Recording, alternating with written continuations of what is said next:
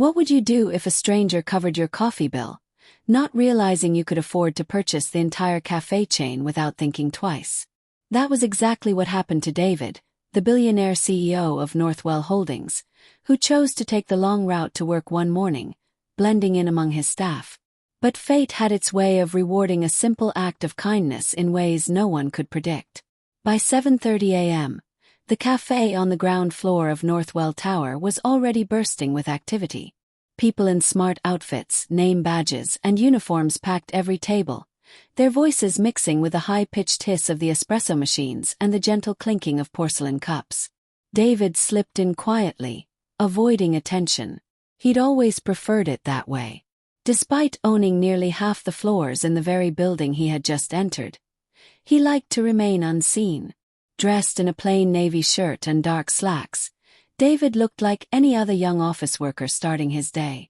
Phone in one hand, keys in the other, no driver, no assistant trailing him, just another face in the early morning rush. As he took his place at the end of the line, he glanced over the menu, though he had already decided on his usual. Nobody paid him a second glance. After all, most employees never saw the CEO in person, and if they did, it was behind the tinted glass walls of the top floor. Today, he had taken the long route on purpose. There was something freeing about being just another person in the crowd. The queue was painfully slow. David shifted from foot to foot, glancing at the time. He wasn't in any hurry, but everyone else seemed to be. A woman behind him sighed with frustration. "This line is taking forever." Another man snapped sharply. "If you can't pay, then step aside. We've got places to be." Annoyed faces turned toward David, irritated. He had reached the counter at last, but he had become the hold-up. "One cappuccino extra shot," he ordered, calm. "That will be 1,500, the barista responded, smiling politely. David tapped his card. Declined. He frowned, tried again. Declined. Confused, he quickly checked his phone. Battery low, no notifications. He searched his pockets, pausing as he realized his wallet wasn't there. Must have left it in his jacket. He sighed under his breath. "I think I left my wallet at home," he admitted. The barista glanced at the growing line behind him, shifting uncomfortably. "Should I cancel the order, sir?" David hesitated, aware of the irritation rising behind him. "Excuse me, move or pay," someone barked. David stepped back slightly. "Sorry, go ahead and cancel." Before the barista could react, a calm voice spoke from behind. "I'll pay for it." David turned, surprised. A young woman in a faded cleaner's uniform stepped forward. She was carrying a mop in one hand and a small phone in the other. Though her uniform was worn around the edges, it was spotless and tidy. Her eyes were kind, her manner unshaken. "You really don't have to," David started. "It's all right," she said gently, already tapping her phone on the reader. Beep. Transaction approved. The barista nodded and turned to prepare the drink. David stared at the woman, taken aback. "Are you sure?" She smiled faintly. "It's only coffee. If the situation was reversed, you'd do the same." He paused, processing her unexpected generosity. "You looked like you needed a moment to breathe," she added softly. The barista handed David the cup. He took it, then turned back to her. "Thank you. Truly." "You're welcome," she said, already moving back toward her cart. A bit of foam splashed onto David's shirt. Before he could react, the woman calmly took a folded napkin from her cleaning cart, stepped forward, and dabbed the stain with quick, respectful movements. "There. Almost gone," she said. He smiled, genuinely moved. "Thanks again. I didn't catch your name." "Lena," she replied without hesitation. He began, but she was already heading away, pushing her cart back toward the lobby. David stood there a moment, warm cup in hand, watching her fade into the crowd. No expectations, no drama, just quiet generosity. He took a sip, and for a moment, the heavy burden he carried every day seemed lighter. As he stepped into the elevator, David glanced at the faint coffee stain still left on his shirt. He smiled, not out of embarrassment but from a warmer place inside. It was rare these days for someone to help without asking for anything in return. By the time the lift opened on the 18th floor, home to the executive suites, his smile had softened. He stepped out into the hushed hallway where his assistant, Jonas, was waiting with a tablet. "Morning, sir," Jonas greeted him. "Morning," David replied. "Please remind me to have someone check the card I used this morning." "There's a problem." Jonas looked puzzled. "It didn't work, sir." "No, I left my wallet in my other jacket and the card saved on my phone didn't go through." "I'll have the bank look into it," Jonas nodded. "One more thing," David added. "Yes, sir. Find out more about one of our cleaners." "Lena. Quietly, please." Jonas blinked. "A cleaner, sir?" "Yes. She covered my coffee today," David explained as he walked toward his office. Jonas raised an eyebrow, stunned. "She what?" David nodded. No hesitation. "Even cleaned the coffee off my shirt." "She didn't recognize you?" Jonas asked, surprised. David gave a faint smile. "Not even close. And that's what made it matter." Jonas scribbled a note. "I'll check discreetly." "Thank you," David said as he stepped into his office, still thinking about the cleaner in the faded uniform whose kindness had reminded him of something he'd nearly forgotten. David leaned back in his sleek office chair, coffee in hand, the faint brown mark on his shirt reminding him of Lena. He found his thoughts drifting back to her calm voice and kind gesture.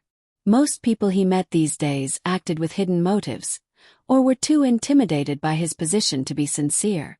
But she had stepped up naturally, without a moment's pause.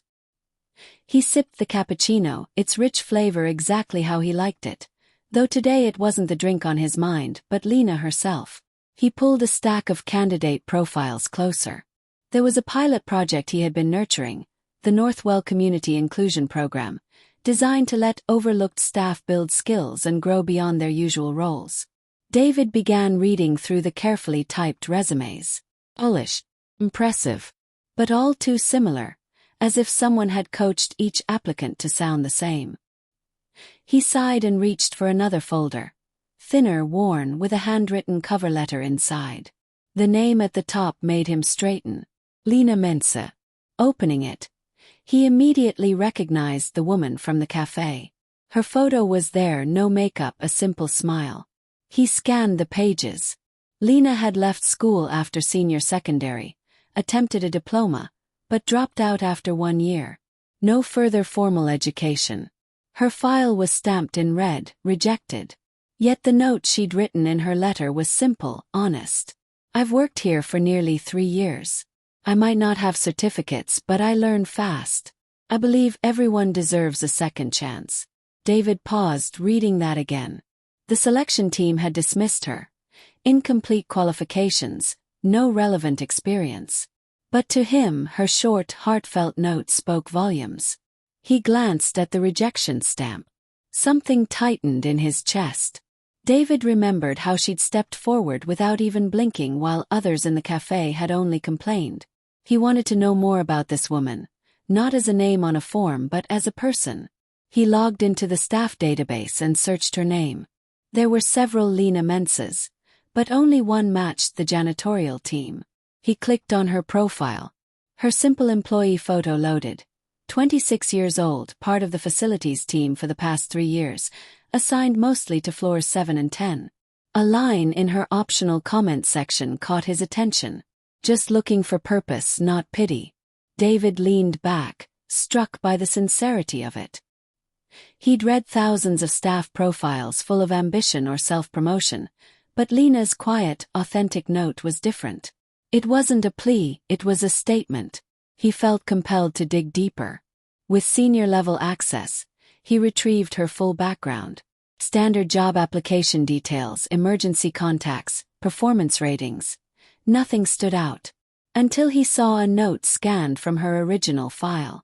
Diploma program discontinued due to family emergency. No follow-up. Curious, David searched her name through publicly available news archives. One hit stood out. A family of 5 trapped in a building fire. 2 dead. He froze. He reread the article, letting the details sink in. Lena had lost her parents at 19, rescuing her 2 younger siblings from that fire.